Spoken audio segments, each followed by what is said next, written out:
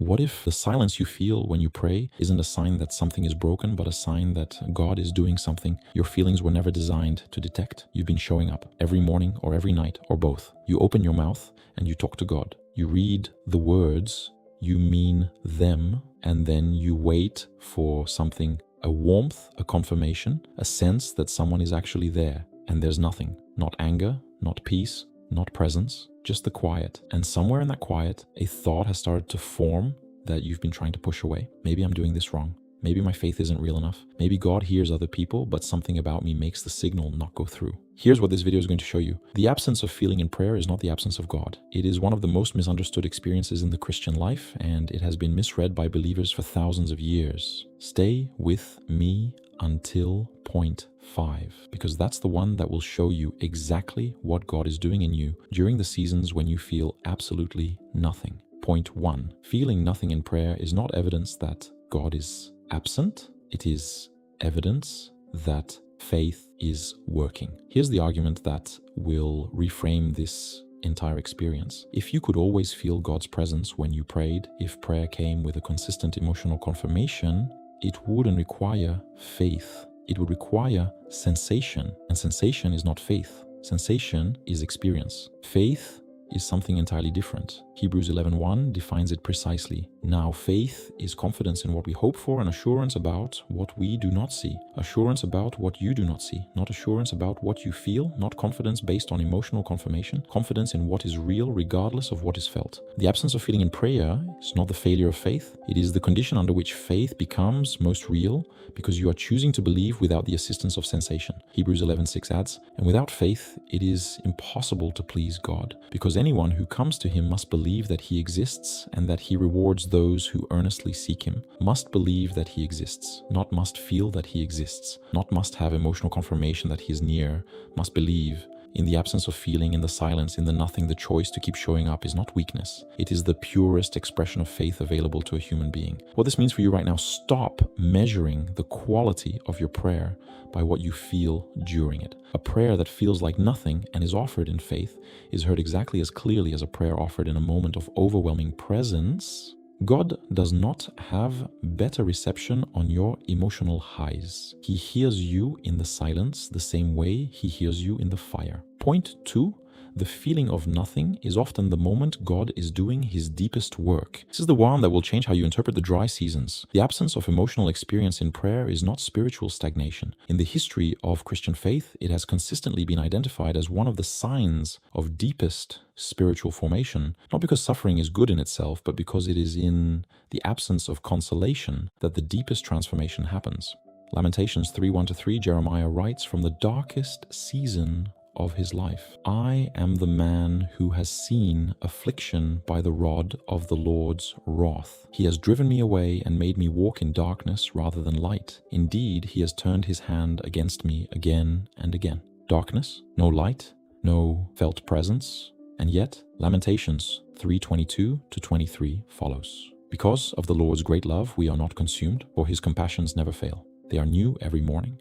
Great is your faithfulness. The faithfulness was present in the darkness. Jeremiah couldn't feel it, but it was there, operating, sustaining, working in the exact season that felt like nothing. Think about what happens underground in winter. From the surface, nothing is visible. The ground looks dead. Nothing grows. Nothing moves. But underground, the root system of every tree is expanding, deepening, reaching further into the soil, doing the work that will make the spring growth possible. The absence of visible fruit is not the absence of growth. It is the season in which the roots go deepest. Your dry season in prayer is not spiritual winter. It is underground growth that your feelings are not equipped to detect. What this means for you right now, the next time you finish a prayer that felt like nothing, say this before you move on. God, I don't feel you, but I trust that you heard every word, and I trust that something is happening that I cannot yet see. That is not a defeated prayer. That is one of the most powerful prayers available to you because it chooses trust over sensation every single time. Point 3, Jesus felt it too, and what he did with it will change how you pray. This is the point that makes everything personal, because we can talk about faith and sensation and spiritual formation in abstract terms, but then you look at Psalm 22:1-2 and everything changes. My God, why have you forsaken me? Why are you so far from saving me, so far from my cries of anguish? I cry out by day, but you do not answer, by night, but I find no rest. This is not a struggling believer on a bad day. This is a prophetic psalm, words that Jesus himself cried from the cross. The Son of God, in the moment of greatest intimacy with the Father's redemptive purpose, experiencing the felt absence of God, crying out by day, finding no rest by night. If Jesus, in the will of God, doing exactly what he came to do, felt the silence, then the silence is not evidence of being outside God's will. It is sometimes evidence of being directly in it.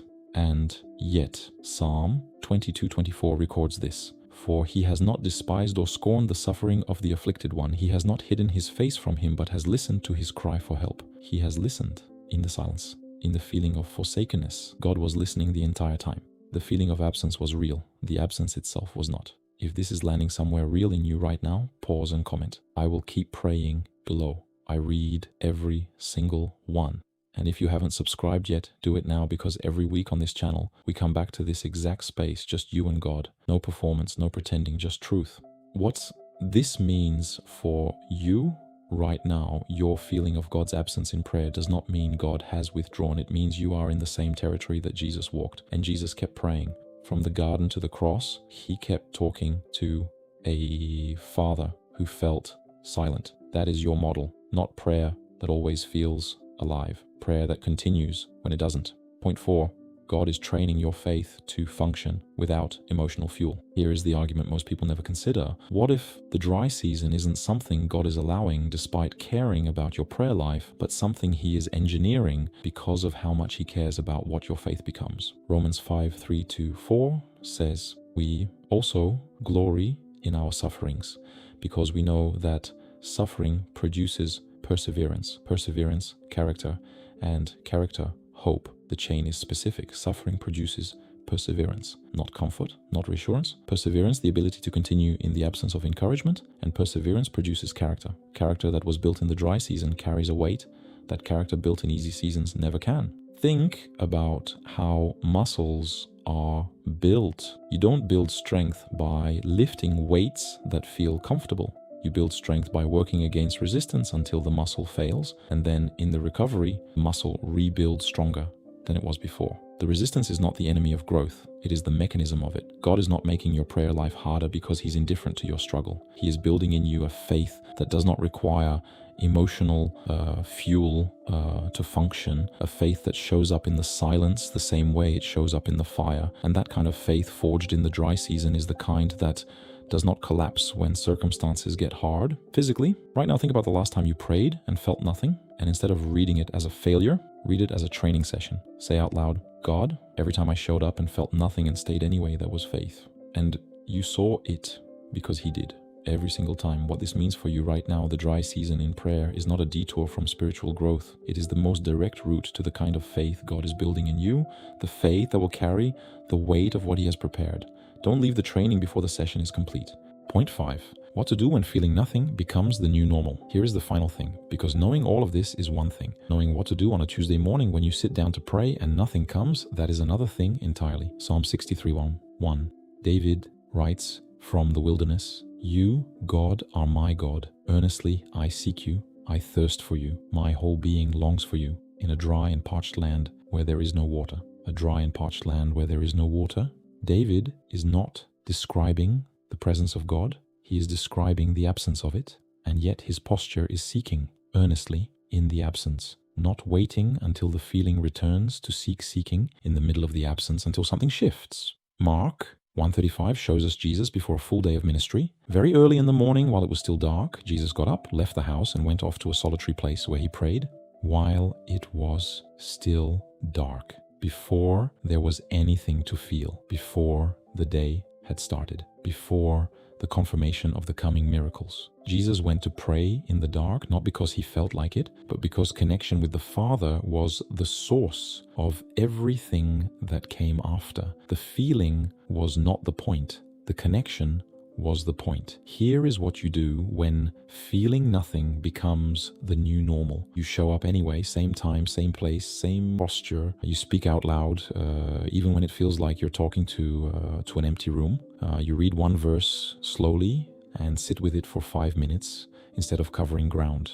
You trade performance for presence. You stop trying to feel and start choosing to stay. And you trust not because you feel it, but because Scripture is unanimous on this, that the God who promised to never leave you or forsake you is in the room, even when the room feels empty. Here is what I want you to carry out of this video. Feeling nothing when you pray is not a sign that your faith is broken. It is not evidence that God has moved. It is not proof that something is wrong with you. It is one of the most common, most misunderstood, and most spiritually significant experiences in the Christian life. Jesus felt it, Jeremiah felt it, David felt it, and every single one of them kept praying. The feeling is not the prayer. The showing up is the prayer. And every time you showed up in the silence every morning, you sat down and talked to God and felt absolutely nothing and stayed anyway, God heard every word. He was there for every single one. Keep praying.